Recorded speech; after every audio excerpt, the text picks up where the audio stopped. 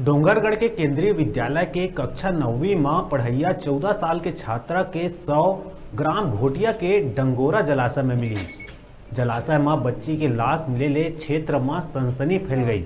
बता दें कि केंद्रीय विद्यालय में कक्षा 9वीं में पढ़त छात्रा पास के ग्राम कतुलवाही के रहवैया रहीस। रोज कस स्कूल आना जाना करत रहीस। 19 जुलाई के स्कूल के छुट्टी के बाद ले लापता रही और 20 जुलाई के छात्रा के शव जलाशय के तीर मिली। गांव के लोगन जब देखी तब पुलिस ला सूचना दी। पूरा मामला ले के पुलिस जांच में जुटी। शव बरामद कर पुलिस अब परिजन ले पहचान कराई। पुलिस अब मीडिया ला बताइस के प्रथम दृष्टि से हत्या के मामला लगत है।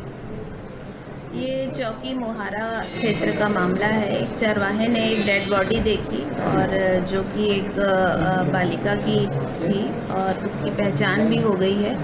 और उसके संबंध में पुलिस अधीक्षक महोदय ने भी घटना स्थल का दौरा किया और उसके साथ ही साथ हम लोगों के साथ में एफएसएल की टीम और साइबर की टीम सभी एक्टिव होकर इसमें काम कर रहे हैं और जल्दी ही जो है हम इसमें आरोपियों को गिरफ्तार कर सकेंगे। नेशनल